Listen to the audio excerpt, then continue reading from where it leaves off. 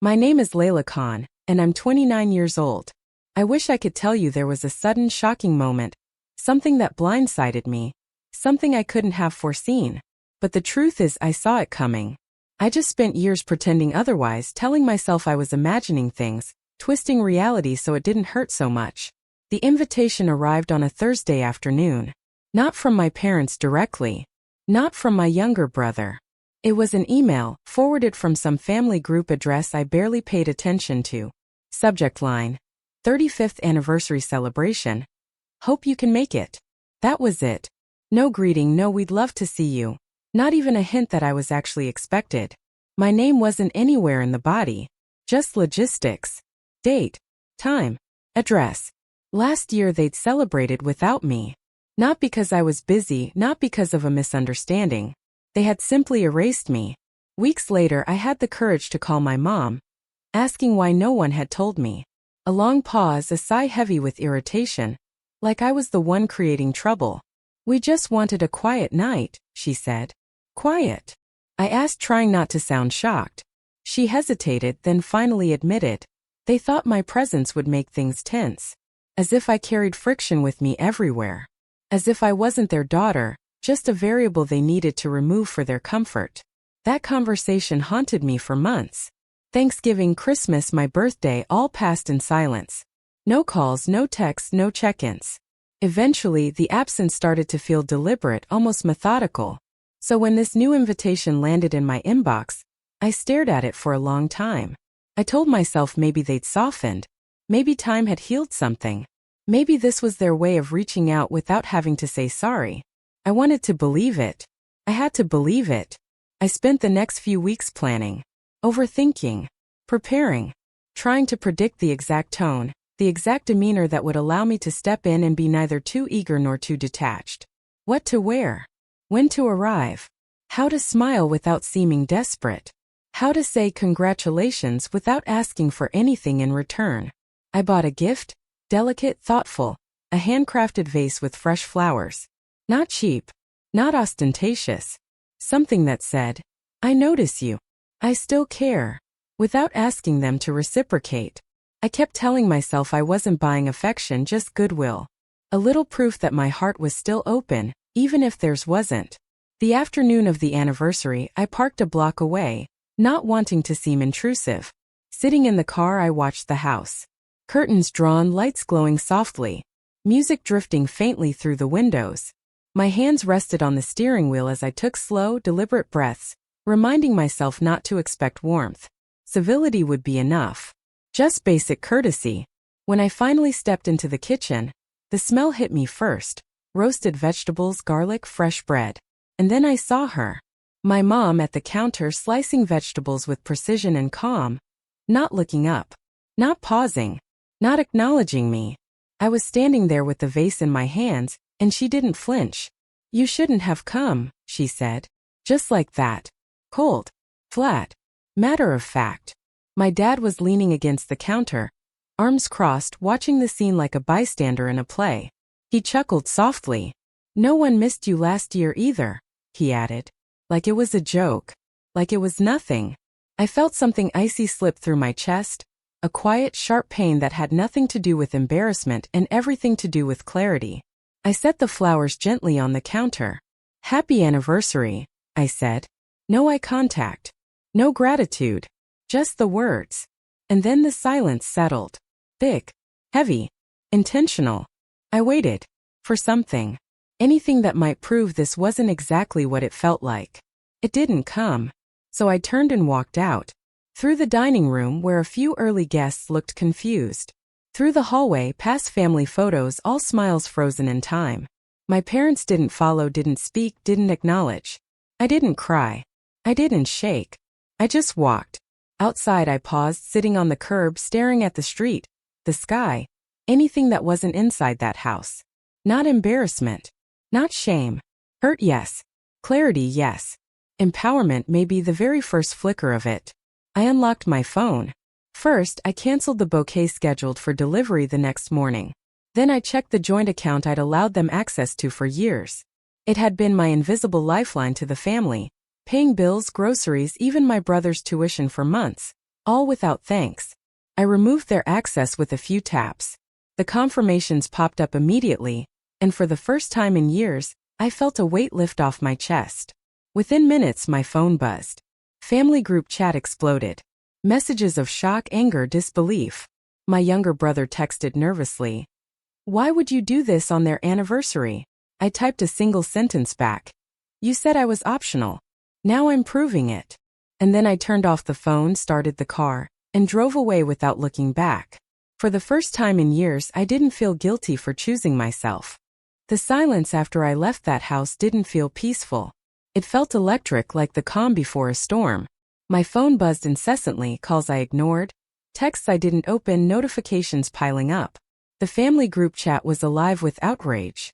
My mom had sent a long message about loyalty and sacrifice. My dad followed with one about duty and family honor. My uncle chimed in about respect, my cousins about consequences. And somewhere in the flood, my younger brother, Sammy, was just sitting there, confused, caught in the middle. I didn't respond. Not a single word.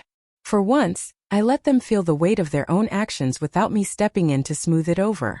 I had spent too long being the glue holding a family together that didn't even see my efforts. An hour later, I got a text from Sammy. "Laila, what's going on? Why did you do that?" His tone was uncertain, trembling like he was walking a tightrope. I paused before replying. He had no idea the full truth. All those times he thought our parents were helping him, it had been me, quietly covering bills, paying tuition, sending groceries, making sure he never went without. They had taken credit and he had never known. I texted him back slowly. "I stopped letting them control the money. You're safe, don't worry. But you need to know the truth." His reply came almost immediately. "What truth?" I called him and we sat on the phone for what felt like hours. I told him everything, the joint account, the payments I'd made on his behalf, the gifts they'd taken credit for, the lies they'd spun to make themselves look generous.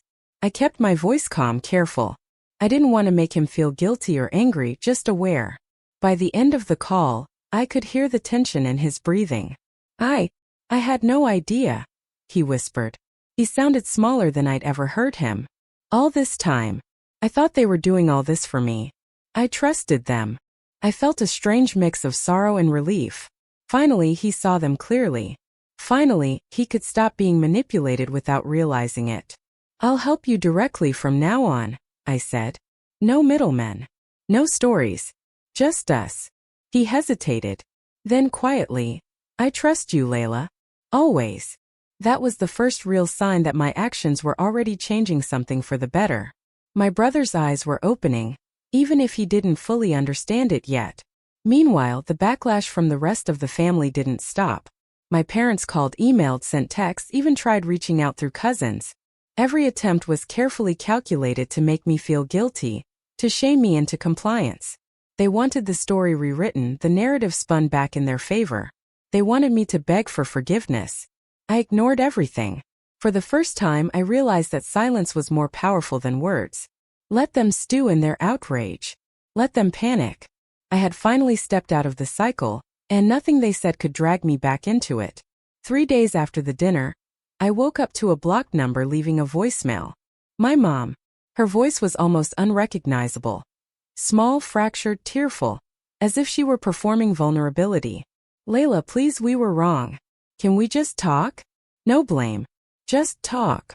I let the voicemail sit. I called Sammy immediately. "She's crying," he said. "Do we go?" I shook my head even though he couldn't see me. "Not yet. Let her feel it. Let them feel the consequences of their choices." He agreed, though reluctantly.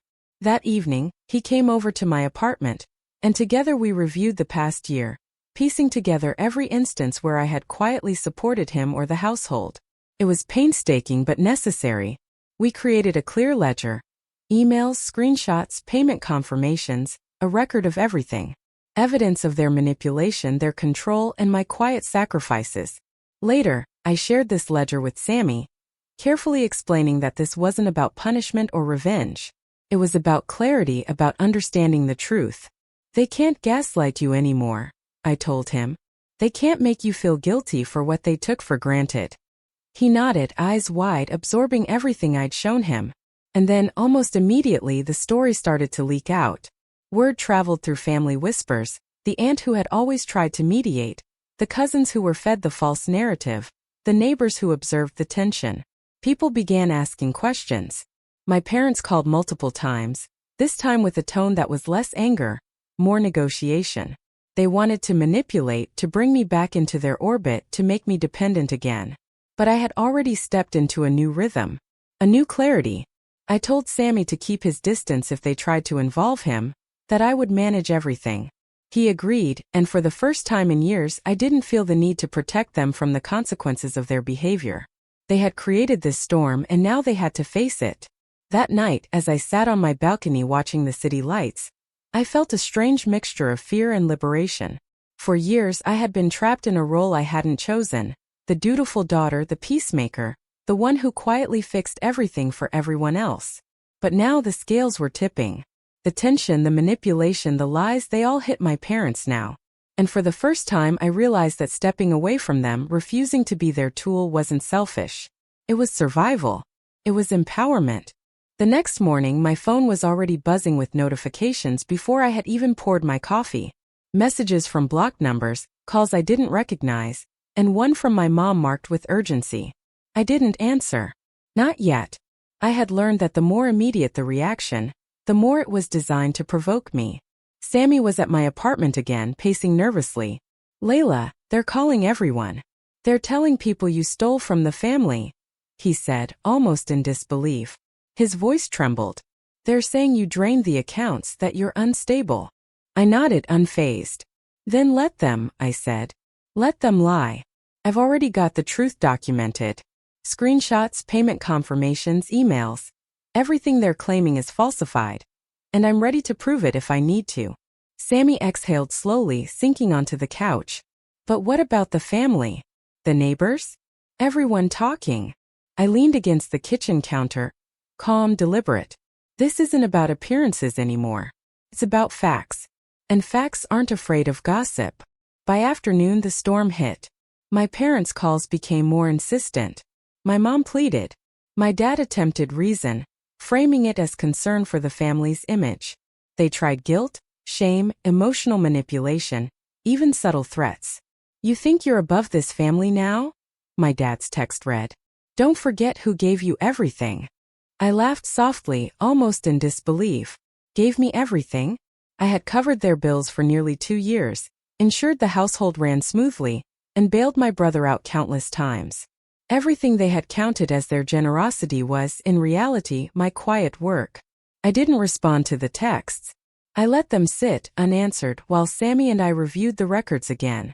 Then came the first face-to-face confrontation. My mom appeared at my door unannounced one evening, her voice small, careful. "Layla, please just talk to us. No accusations, no blame. We want to fix this." I stepped back, gesturing for her to sit. My apartment felt too small for the tension that had suddenly entered. She sat, hands folded, eyes downcast. My dad followed moments later, leaning against the doorway like he was assessing the situation, trying to assert authority without seeming aggressive. I watched them carefully. "I'm listening," I said. Not because I trusted them, but because I had to hear what game they were playing. Mom's voice trembled slightly. "We've had time to think. Maybe we weren't fair. We handled things poorly." Her words were carefully measured, rehearsed. Not a true apology, just a performance of remorse. Dad jumped in immediately. "You've always been emotional, Layla. There are better ways to handle conflict than walking out or cutting us off financially." I let that sit. He wasn't acknowledging wrongdoing, only criticizing my reaction. "I didn't leave to hurt you," I said evenly. "I left because I finally saw the pattern. Years of being treated as optional, of being used, of having my care ignored." Mom's hands clenched slightly. "But Sammy, you've affected him," she whispered. I glanced at my brother. He was steady now, more aware than ever. "Sammy knows," I said. "He understands now. He doesn't need to be used as leverage in your games." There was a pause. I could feel the tension thick in the air. The weight of years compressed into this room. They weren't used to being confronted, not really. Not by me. My dad's jaw tightened. "You think money gives you power," he said. I met his gaze steadily. Money didn't give me power. Clarity did. Seeing the truth gave me power. And I'm done being manipulated. My mom flinched at that. The rehearsed composure faltered. You think you're better than us? She asked. I shook my head slowly. I'm not better. I just refuse to be treated as less than human. I refuse to be invisible or optional. I'm done enabling your control. The room went silent.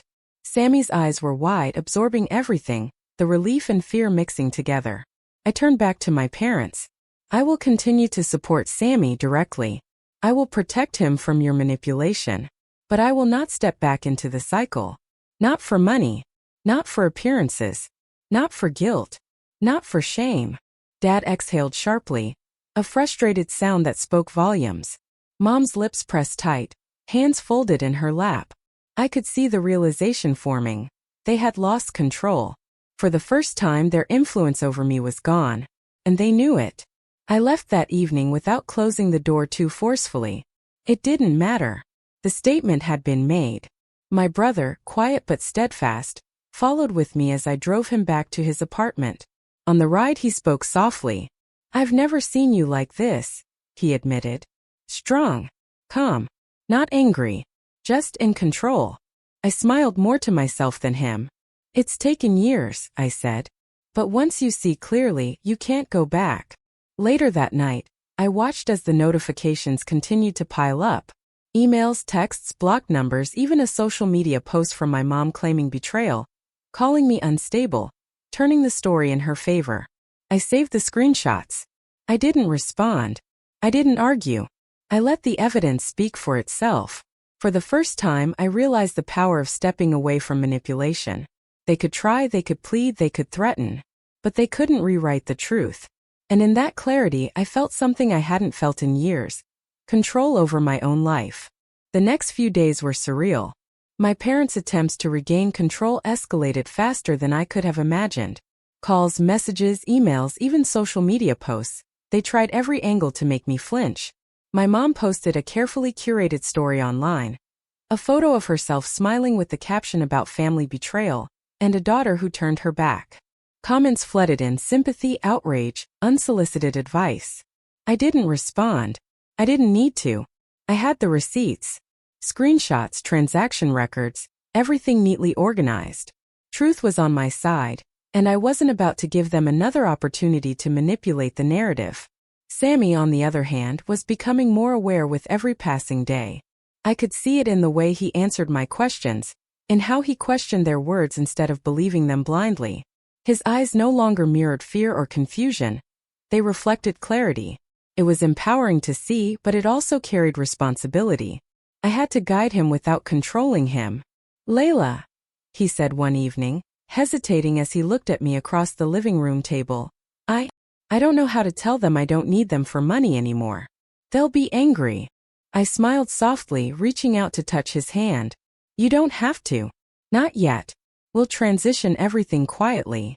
You'll pay your rent directly. We'll set up your bills separately. No intermediaries. They can't control what they don't know about. He nodded, relief softening his features.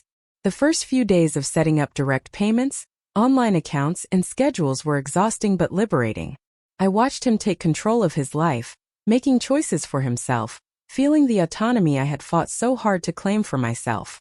And every time he thanked me genuinely for helping him, I felt a warmth I hadn't felt in years, not because of their recognition but because it was real. Meanwhile, my parents didn't relent.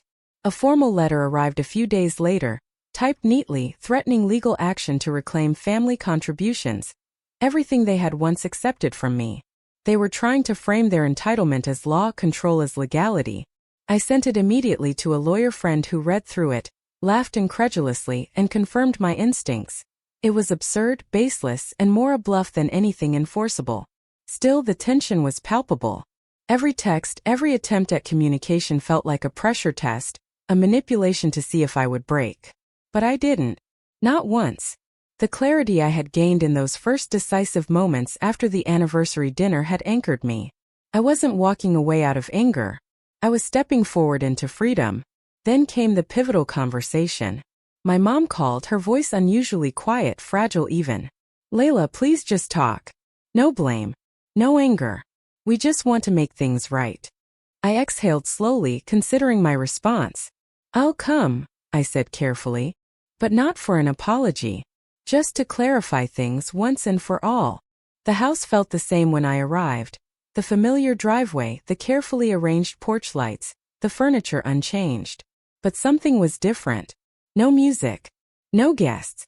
Just quiet, and the tension that always lingered in the air. Sammy came with me as agreed. I didn't want to face them alone, not yet. Inside, my parents sat in the living room side by side. Mom looked uneasy, hands folded in her lap. Dad maintained his composure, but the practiced calm seemed to falter under scrutiny. I took a deep breath, letting the silence stretch, letting them feel the gravity of their past actions. We're tired, my mom began, voice small. Tired of the fighting? Tired of the hate? I asked quietly. She hesitated, then nodded. Tired of the hate? Dad chimed in. We've been thinking about solutions. Maybe we can work something out. I listened carefully. Every word was measured, rehearsed, a way to regain control. Solutions, I repeated in my mind. That word mattered. They were trying to create conditions, a way to tie me back in with obligations or guilt. I knew their patterns. I had seen them all my life. Sammy's hand brushed mine subtly. I squeezed it in reassurance. He didn't need to carry their mess anymore. I will continue helping Sammy, I said, eyes steady. Directly. But I will not step back into the cycle of manipulation. Not for money. Not for guilt. Not for appearances. Mom's eyes widened, the rehearsed apology cracking slightly. Dad's jaw tightened. I could see the realization forming. They had lost control. They were not going to manipulate me back into their narrative. The conversation didn't escalate. I didn't raise my voice. I didn't threaten.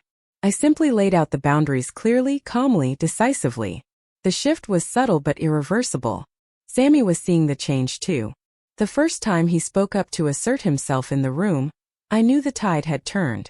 That night, back in my apartment, I finally allowed myself to breathe. The tension of weeks, months, even years seemed to loosen in my chest. For the first time in a long while, I felt the quiet power of truth and autonomy. My parents could try everything they wanted, threats, manipulation, lies, but I had created a barrier they could no longer cross. And more importantly, Sammy was free from their influence too. That realization brought a warmth that no apology or recognition from them ever could. I had chosen myself, and in doing so, I had chosen him as well. The days following that conversation were strange but freeing. I no longer felt the constant pull of their judgment, the invisible strings they had used to control me. Every notification, every call, every message, I let them pass without reaction. Their power had evaporated because I had chosen not to give it back. Sammy, for his part, was changing too. He wasn't just aware now, he was actively reclaiming his life. We went through each of his bills, set up separate accounts, automated his rent and utilities, and reviewed the past year's payments to ensure transparency. He was cautious, asking questions, but there was a growing confidence in his voice. For the first time, I didn't have to manage him like a child. I could guide him while letting him take control. You've taught me more than I realized, he said one evening, eyes bright. About standing up, about seeing clearly, about trusting myself. I smiled, warmth spreading in my chest. You always had it in you. You just needed to see it for yourself. Our routines changed too. No longer did we discuss every interaction with our parents or analyze every message for hidden meaning. We were free to live our lives, make our own mistakes, and learn without being weighed down by their manipulation. It was refreshing, intoxicating even, to step into a space where the past couldn't dictate the present. And yet, my parents weren't finished. The messages continued, subtle, desperate, calculating. Legal threats, social media insinuations, emotional appeals. They tried to frame themselves as victims, painting me as unstable or ungrateful. But I had prepared for this. Every claim they could make had already been countered with evidence. I didn't have to respond. I just let the truth and my calm speak for itself. Then came the small victories. My mother's posts stopped disappearing midday. The family group chat went silent. Even my uncle, the relentless mediator, eventually gave up after I blocked his repeated attempts. The control I had once allowed them to exert was no longer possible. They were powerless, and it felt like sunlight breaking through years of darkness. One evening, as Sammy and I unpacked boxes in his new apartment, a smaller, cozier space closer to work, I realized how far we had come. We laughed over spilled coffee, joked about moving mishaps, and carried boxes up 3 flights of stairs together, sweaty and exhausted but happy. These were the moments that mattered, the ones they had never noticed or valued. "You're the only one I can trust," Sammy whispered, voice soft but unwavering. "You never let me down, you never used me, and you've never stopped helping me." I paused, taking in his words. It wasn't about pride or validation. It was about connection and honesty. "And I never will," I said simply. In that moment, I realized that my parents' attempts to manipulate or guilt me had only reinforced my determination to keep boundaries. Their lies and schemes, their attempts to coerce compliance, had ultimately revealed their true selves. I didn't need to fight them anymore. I just needed to step away. Completely. The final step in my journey came quietly. I began planning my move out of state, far enough that accidental run-ins were impossible, close enough to keep my life intact. I didn't tell my parents. I didn't even tell extended family. This was about me, about establishing a life without their interference. I made lists, contacted movers, found an apartment with a small garden and sunlight streaming in, a space that belonged entirely to me. Sammy was excited for me but also nervous. "Will they come after me?" he asked. "No," I said firmly. "I've got your back. I'll continue to help you directly. You don't need them to survive, and you don't need to carry their manipulation anymore. They're just people who failed to see us clearly." Packing my own belongings was surprisingly cathartic. Every box I taped shut felt like a final step in reclaiming my autonomy. Every photograph I chose to keep, every memento I decided to leave behind, was a reminder that I was taking control of my story. My parents could no longer define my worth, my choices, or my family. I could live without fear of their judgment. The week before my move, my parents tried one last maneuver. A heartfelt voicemail from my mom, full of tears and promises to reconcile. "We were wrong, please come back," she pleaded. I listened calmly for the first time. I didn't feel anger and I didn't feel the old fear. I simply knew that this wasn't an apology. It was an attempt to reclaim control, to bind me back into their narrative. And for the first time, I could say no without guilt. "I won't be coming back," I said aloud to myself, feeling the weight of the words and the relief in saying them. Not for them. Not for their manipulation. Not for their false peace. That evening, Sammy and I sat on the balcony of his new apartment, watching the city lights flicker below. There was laughter, quiet conversation, and a sense of calm I hadn't known in years. We were free. The cycle of manipulation had been broken. For the first time, I felt unshakable. The morning of my move arrived quietly. The city outside was alive, but inside, my apartment felt calm, deliberate, and ready for the next chapter. Boxes lined the walls, taped and labeled, each one a step further away from the life I had once been forced to navigate under my parents' control. Sammy helped me carry the last few items out. We moved together, laughing when a box tipped over, teasing each other as we maneuvered furniture up the stairs. There was no tension, no need to apologize or explain. The past year's battles had already cleared the air. We were just siblings, free to exist without manipulation or fear. As we unloaded the boxes in my new apartment, sunlight streaming through the windows, I finally let myself feel the magnitude of what I had accomplished.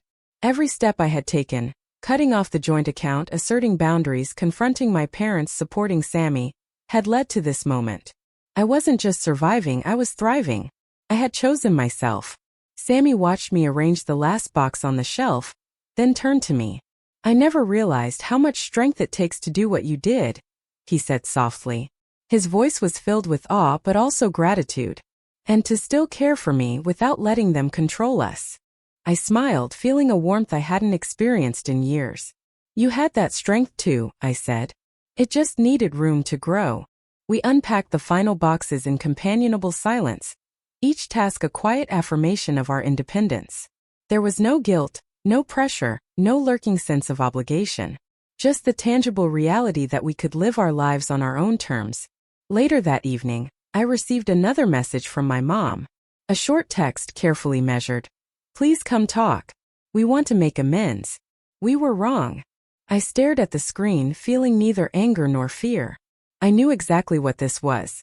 An attempt to regain control, to reinsert themselves into my life through guilt and performance. I didn't respond. I didn't need to. The power had shifted.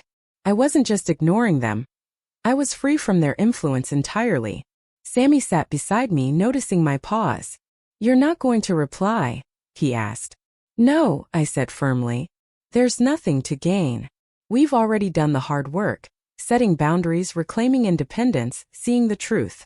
Their words can't undo that." For the first time, I felt completely untethered from their manipulation. I realized the liberation wasn't just in the decisions I had made, but in the absence of fear. I no longer anticipated their judgment. I no longer measured my actions against their expectations. I was free to live without approval, without the constant shadow of criticism. That night, as I sat by the window of my new apartment, I reflected on the journey. Years of quiet sacrifice, manipulation, and emotional labor had led to this, a clarity that I had fought to achieve. I thought of every dinner I hadn't attended, every call I had avoided, every boundary I had asserted. All of it had been preparation for this life, one where I chose who I would be, how I would live, and whom I would trust. Sammy leaned his head against my shoulder, and I felt a sense of completeness. We had both survived the storm. We had both claimed autonomy. We had both witnessed the true nature of those who tried to control us, and we had chosen each other instead. The final messages, the blocked calls, the vanished social media posts, they no longer mattered. What mattered was truth, independence, and the bond that had survived their manipulation. For the first time in my life, I felt the deep satisfaction of living authentically, fully, and without fear. As I closed the last box, I whispered to myself, "This is freedom. This is life. And I will never let anyone take it away again." The city lights twinkled outside, a reminder of possibility, of space beyond the control I had known. I realized that walking away had been the first step, but living fully was the victory. And with Sammy by my side, I knew that the future, untethered, self-directed, and authentic, was ours to claim. No apologies, no manipulation, no control could touch us now. I was finally free.